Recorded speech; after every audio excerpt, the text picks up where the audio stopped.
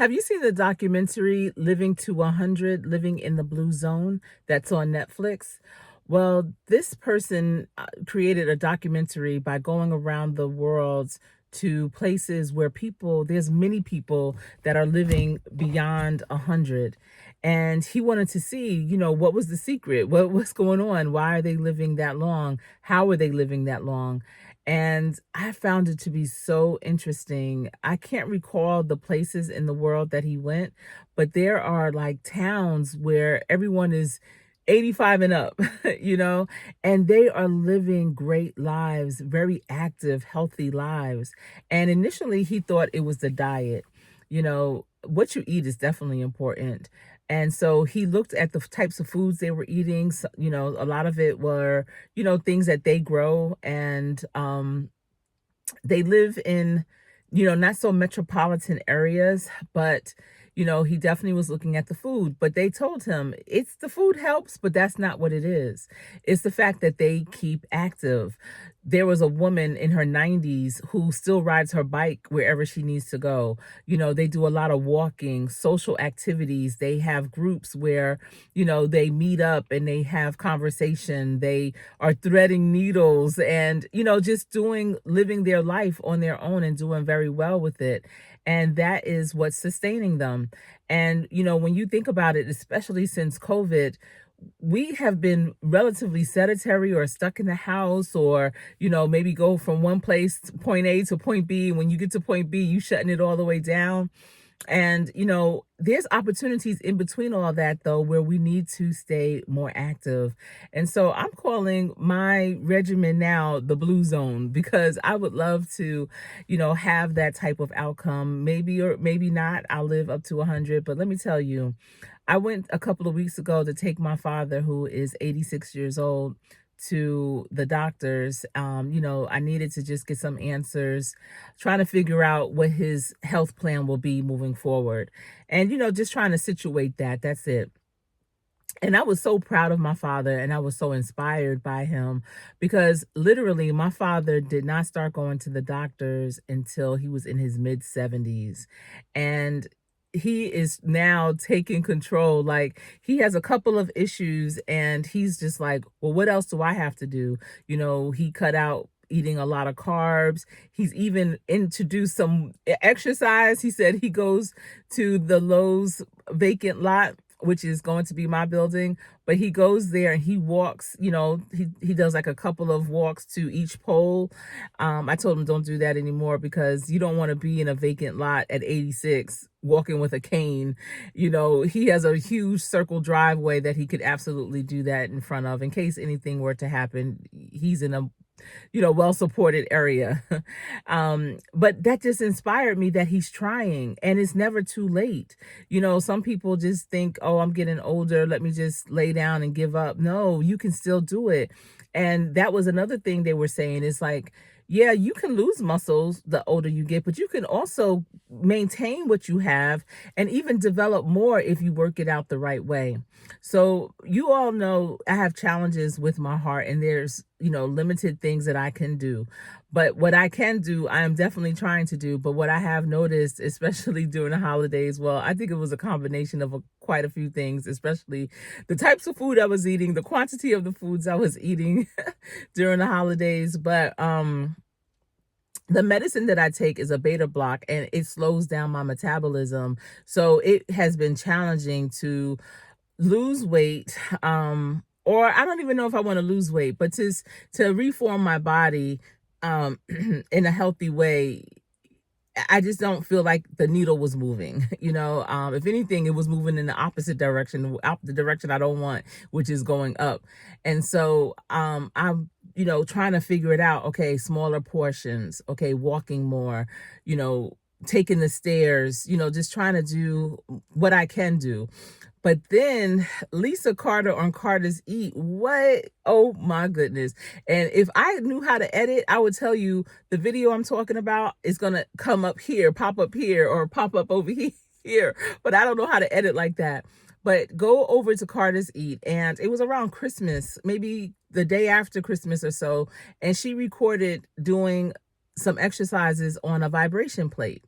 And I had heard about a vibration plate, and years ago when we lived in St. Louis, there was actually a gym that had vibration tables, and that's how you worked out. You would lay on the tables, and each table, really concentrated on a particular part of your body, and that's what you did.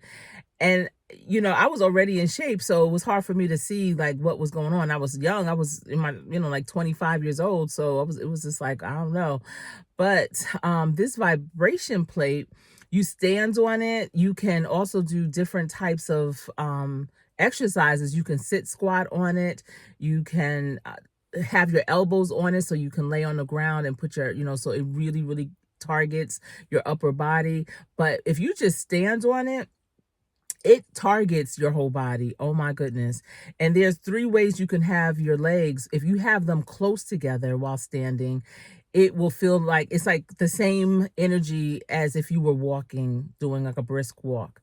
If you spread your legs a little bit, then it's even more intense. If you spread them all the way out to the edge of the plate, that's like a run. That's like you're jogging, you're doing a good jog. And the one that I have has the armbands, so that you can also work your upper body while doing it. But y'all, I felt that thing from my head to my toes. And you stand on it only for 10 minutes. That's the max. And there's different levels. The one I got, I purchased it through my healthcare services provider, whatever.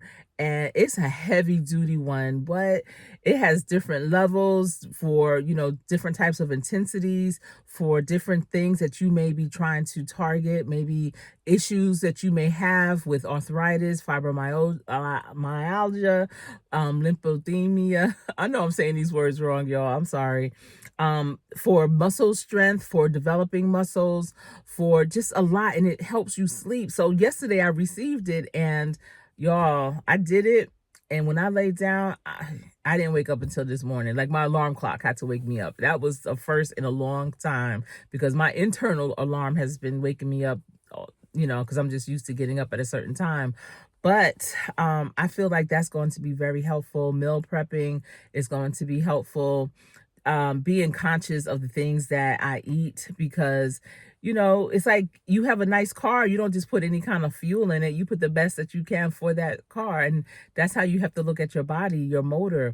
But again, my dad inspired me by wanting to do better at 86, and trying to figure it out. And, just really excited. His blood pressure was way better than mine. His was at 117/70. What? Oh my goodness. And so it encouraged me because if I'm going to be part of his care team, even if I'm not directly involved on a day-to-day or month-to-month basis, but still I'm his child. And, the order of things is, I definitely want to be here far beyond. But if I'm going to be part of his care team, I can't be limping around or slugging around. I need to be healthy or just as or more than him so that I can help support that. But you get it where you get it. But that documentary on Netflix, Living to 100, the Blue Zone or whatever, and I always chop up the names of things, sorry, but I definitely recommend that you check it out and see how you can make changes in your life. I know I'm doing a different kind of walking pattern when I'm going to my office. I'm not just going straight to the building and taking the elevator up. I'm walking around to the side, taking 40 stairs up, then going into the building, and then taking another 25 stairs up before getting on the elevator. The little things count. Small baby steps count too. So whatever you can do, great or small, do it. I say take baby steps to start because if you go all heavy out and everything, you will find yourself hurting, disgruntled, and not really wanting to do it again. So do what you can and then build yourself up.